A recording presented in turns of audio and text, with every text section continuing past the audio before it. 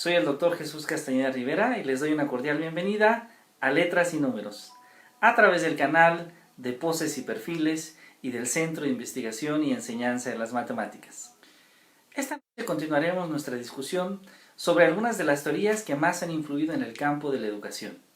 Y particularmente nos corresponde ahora atender la educación emocional, por una parte, pero también una idea mucho más general de la educación inclusiva. Bienvenidos.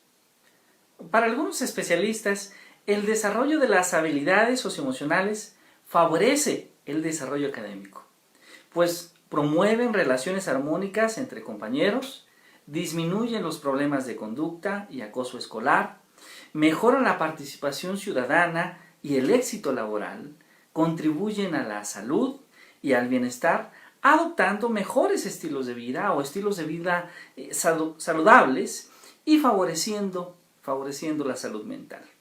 En la educación, el equilibrio emocional incrementa el aprendizaje, ya que la motivación como elemento significante del aprendizaje tiene siempre un carácter emocional.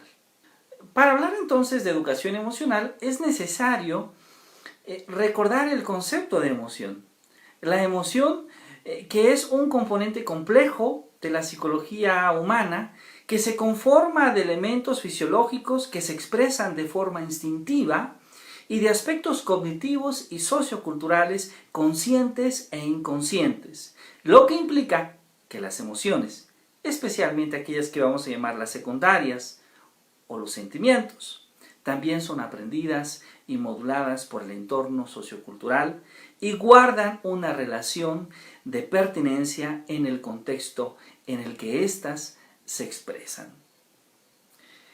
Su función principal es causar en nuestro organismo una respuesta adaptativa, ya sea a través de sensaciones de rechazo o huida, o bien de acercamiento y de aceptación.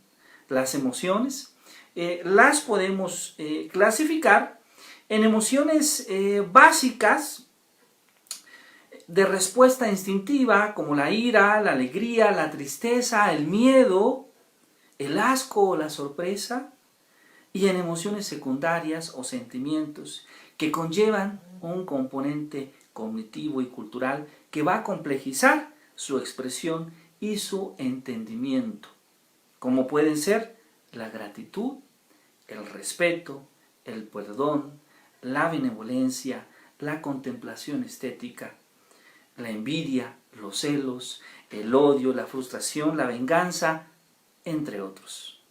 De ahí justamente que para varios autores hay dos grandes categorías para clasificar las emociones. Las que vamos a llamar positivas o constructivas, que están relacionadas a la producción de estados de bienestar, o las negativas o aflictivas, que producen o que están relacionadas a la producción de estados de malestar.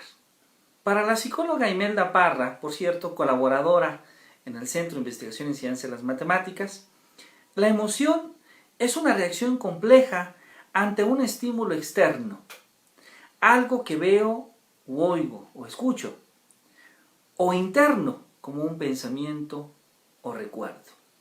Impulsan hacia la acción, son más intensas y duran menos tiempo que los sentimientos.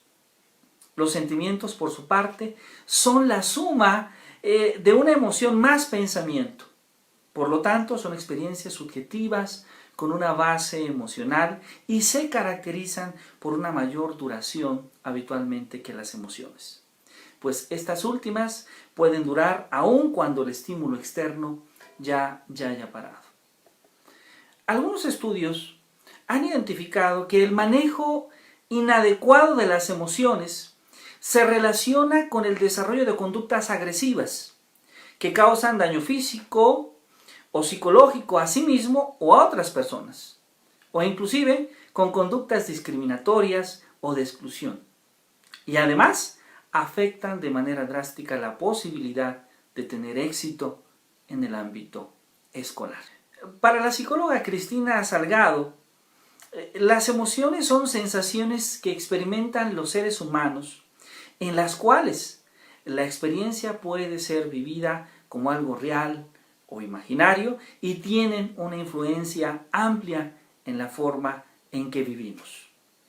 Desde la psicología educativa, como lo dijera nuestra colega en el Centro de Investigación y Ciencia de las Matemáticas, la maestra América Vianey Huerta, ella refiere que las emociones son reacciones corporales ante un suceso interior o exterior y que involucran de manera importante lo que nosotros vemos en el mundo o nuestra visión del mundo. Para Evensen, una emoción es una experiencia corporal viva, veraz, situada y transitoria que impregna el flujo de la conciencia de una persona, que es percibida en el interior y que va recorriendo el cuerpo y que durante el transcurso de su vivencia sume a la persona y a sus acompañantes en una realidad nueva y transformadora. La realidad de un mundo constituido por la experiencia emocional. Y claro, a través de las emociones construimos una imagen parcial de la realidad que asumimos habitualmente las personas como nuestra realidad. Las emociones alteran la atención y la conducta y activan redes asociativas entre los actos de aprehensión y las representaciones mentales. ¿Sí? Le asocian significado a la información que recibimos del medio exterior.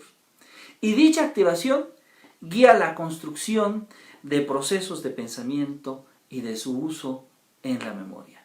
Esa es la importancia que tienen las emociones en el aprendizaje. Los sentimientos son el resultado de las emociones. Los diversos estados emocionales son causados por la liberación de neurotransmisores, biomoléculas que permiten la transmisión de la información desde una neurona hacia otra neurona o a una célula muscular o glándula, y hormonas que convierten las emociones en sentimientos y en expresiones del lenguaje y del cuerpo. Salovey y Mayer definen la emoción como un conjunto de metahabilidades que pueden ser aprendidas y estructuran el concepto en torno a 5 dimensiones básicas referidas al conocimiento de las propias emociones, a la capacidad de autocontrol, a la automotivación, al reconocimiento de las emociones de los demás y al control de las relaciones. Esto ya en los años de 1990. La inteligencia emocional parece contribuir a aumentar la competencia social mediante la empatía y el control emocional, incrementando la sensación de eficiencia en las acciones que emprendemos. En la educación, el equilibrio emocional incrementa el aprendizaje, ya que la motivación como elemento significante del aprendizaje tiene un carácter emocional. Cabe mencionar justamente que este equilibrio emocional incrementa el aprendizaje, pero no así su ausencia. Es decir, en estados de ánimo bajos, como en la depresión, o en estados de ánimo intensos o de exceso, como la ira, pues se pierde este equilibrio emocional y en consecuencia puede afectar de manera importante al aprendizaje.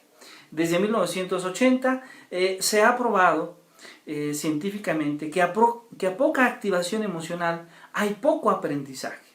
Y si la activación emocional se incrementa, se eleva el aprendizaje hasta un punto óptimo, a partir del cual, si se sigue incrementando esta activación emocional, el aprendizaje disminuye.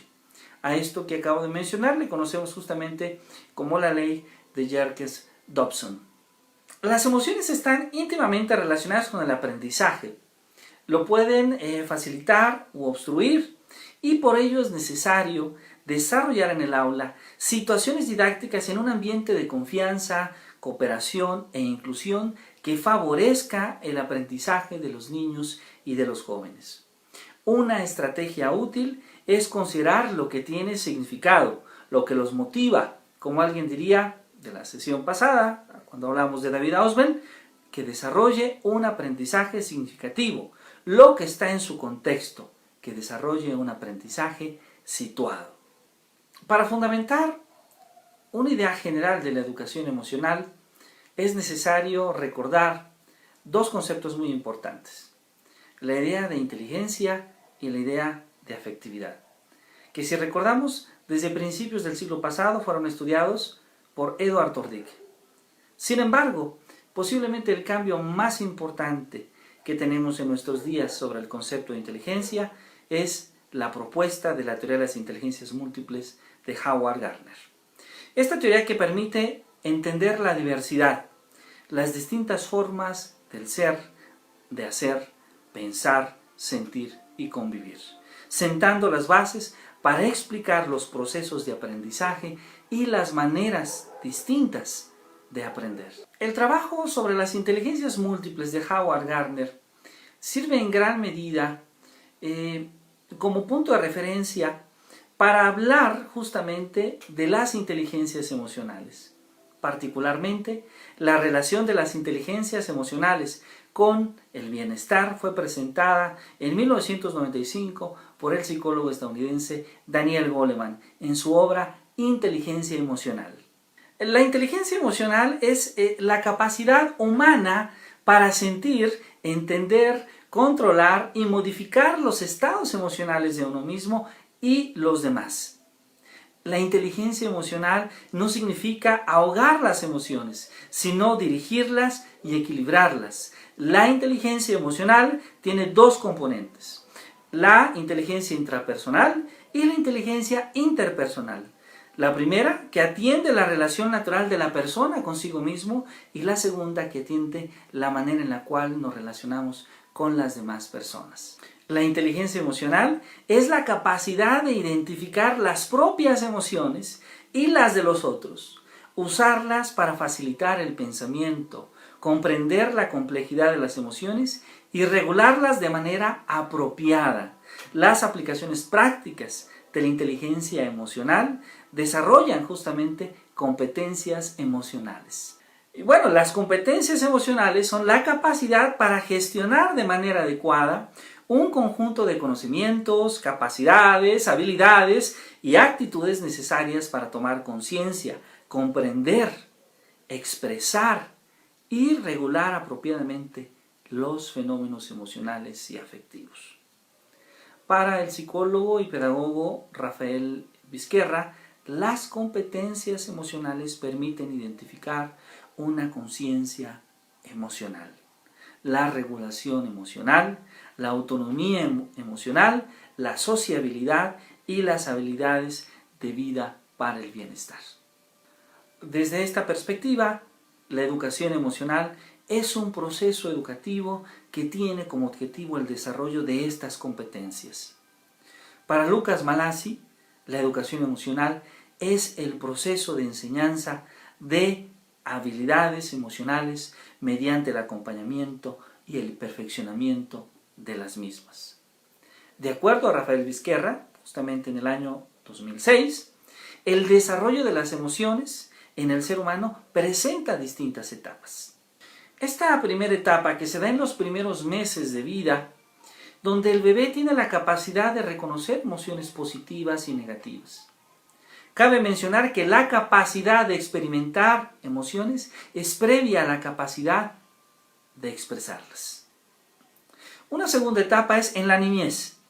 Hacia los 2 años los niños son capaces de demostrar empatía, reflejar el sentimiento del otro sin necesariamente comprenderlo. Ya en los 4 años pueden reconocer emociones básicas y también entienden cómo éstas pueden generar distintos sentimientos.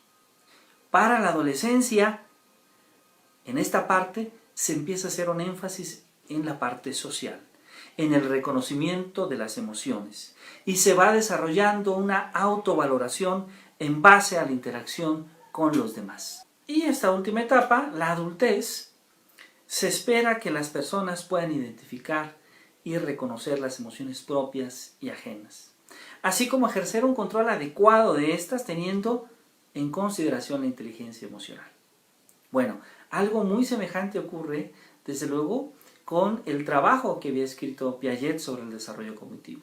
Y así como en el desarrollo cognitivo, estas etapas no son patentes a una edad específica, sino que se van desarrollando no homogéneamente a lo largo de la vida, así sucede también con el desarrollo de estas habilidades emocionales.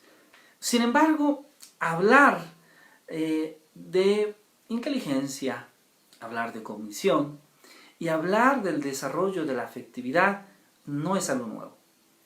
Ya en su obra de Inteligencia y Afectividad en 1954, Jean Piaget propone lo siguiente: no hay mecanismo cognitivo sin elementos afectivos, pero tampoco hay un estado afectivo puro sin elementos cognitivos. Su tesis se fundamenta en las teorías del comportamiento de Claparade, de Pierre Genet y de Kurt Lewin, y en su noción de estructura descrita en Inteligencia y Afectividad en 1954. Piaget identifica un paralelismo entre los estadios del desarrollo intelectual y afectivo. En este sentido, la educación emocional se define como un proceso de aprendizaje para lograr integrar conceptos, valores, actitudes y habilidades mediante de las cuales las personas entienden y regulan las emociones. Construyen una identidad, sienten y muestran atención y cuidado hacia los demás, colaboran y establecen relaciones positivas, toman decisiones responsables y manejan situaciones retadoras en forma constructiva y ética, tal como lo dice el programa Constrúyete en el 2017. Por tanto, las habilidades socioemocionales son aquellas capacidades que permiten a las personas entender y regular sus emociones, sentir y mostrar empatía por los demás, establecer y desarrollar emociones positivas, tomar decisiones responsables, definir y alcanzar metas personales. Y bueno, el desarrollo de las habilidades socioemocionales ocurre de manera progresiva, por lo que se esperaría que en la adultez se encuentre con una buena gestión de las emociones y relaciones personales estables. A lo largo del desarrollo de la persona, a lo largo de las diferentes etapas de formación escolar de la persona, vamos desarrollando también distintas habilidades socioemocionales. Así es justamente como en la educación básica nos preocupamos en primeras etapas por el desarrollo del autoconocimiento y la autorregulación, y posteriormente por la autonomía, la empatía y la colaboración, para finalmente en la educación media superior buscar desarrollar la colaboración, la conciencia social, la toma de decisiones y la perseverancia. Hay una relación muy estrecha entre el desarrollo emocional y el desarrollo cognitivo, de acuerdo a las etapas de desarrollo cognitivo de Jean Piaget. En la teoría del aprendizaje significativo de David Ausubel, para desarrollar un aprendizaje significativo es necesario generar una componente emocional previa, la motivación, que da significado y sentido a aquello que aprendemos. Es decir, el aprendizaje no solamente tiene una componente cognitiva, sino que para desarrollarse requiere de una componente emocional. Y una estrategia adecuada para desarrollar justamente, por una parte, la componente emocional y en segundo momento la componente cognitiva, puede ser el aprendizaje por descubrimiento, sugerida justamente por los estudios de Jeremy Bruner. Para el psicólogo estadounidense Richard Davidson, las personas que aprenden a disipar las emociones negativas pueden aprender mejor. Y claro, una parte inicial del proceso de aprendizaje es desarrollar la atención, como lo dice el biólogo, psicólogo Mathieu Ricard. Para fomentar la cooperación, la compasión y el altruismo, para desarrollar este aprendizaje social que se ha convertido en una meta muy importante en la educación, se requiere desarrollar nuestras habilidades emocionales. Es decir, aprender a relacionarme mejor conmigo mismo. Ayuda a relacionarme mejor con los demás. Es necesario dedicar un tiempo para la reflexión y la contemplación. Dedicar un tiempo a su persona, a la reflexión de nuestros actos y de las decisiones que emprendemos día a día. Para el psicólogo estadounidense Daniel Goleman, enseñar habilidades emocionales vuelve a los alumnos más cívicos, más humanos, mejores alumnos, ya que al ayudar a adolescentes a gestionar sus propias emociones, significa que pueden aprender mejor. Al desarrollar habilidades emocionales en la escuela, los alumnos generan un espacio de convivencia inclusivo. Y bueno, la educación inclusiva es un modelo pedagógico que busca atender las necesidades de aprendizaje de todos los niños, jóvenes y adultos, con especial énfasis en aquellos que son vulnerables a la marginalidad y a la exclusión social, que son marginados y excluidos socialmente. La educación inclusiva es una manera de entender la riqueza de la diversidad en el salón de clase. Y la inclusión implica la diversidad de ideas y maneras de pensar, de creer, de sentir, de amar, de ser. La diversidad es la complejidad en las maneras de ser de la persona, de aceptar y respetar, de incluir a quien tiene ideologías distintas, creencias religiosas diferentes. La inclusión de quienes tienen culturas distintas, de quien desarrolla otras maneras de ser y de alcanzar su bienestar, de quienes tienen distintos géneros y sexualidades y diversas maneras de construcción del ser humano, discapacidades motoras o cognitivas, quienes son vulnerables o no han tenido acceso a la educación. La educación debe ser para todos, como derecho humano de todas las personas. Y el salón de clase debe de ser un espacio de respeto, de libertad y autorrealización. Para el psicólogo estadounidense Carl Rogers, la educación debe de potencializar las habilidades y conocimientos de los alumnos en un espacio de libertad y creatividad. Así, la educación no busca hacer a los alumnos iguales, sino cada uno distinto.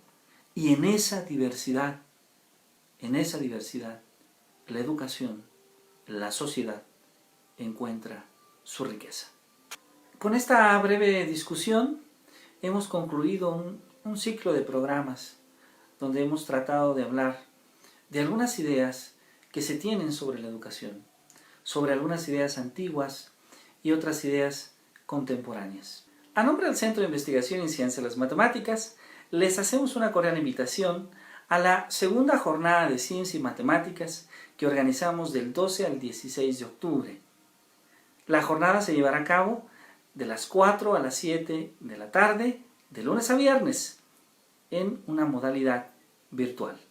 Contaremos con la participación de investigadores nacionales y extranjeros que estarán discutiendo sobre la investigación en matemáticas, las matemáticas aplicadas en diferentes campos del conocimiento y sobre pedagogía de las matemáticas.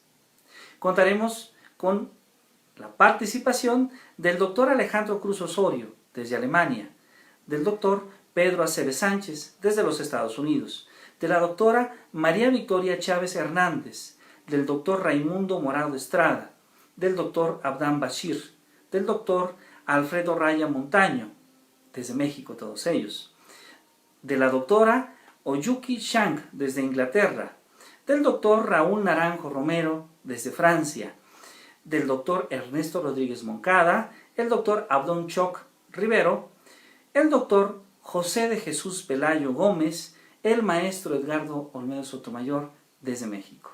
Será un placer que nos acompañen. Muchas gracias y nos vemos en nuestro siguiente programa.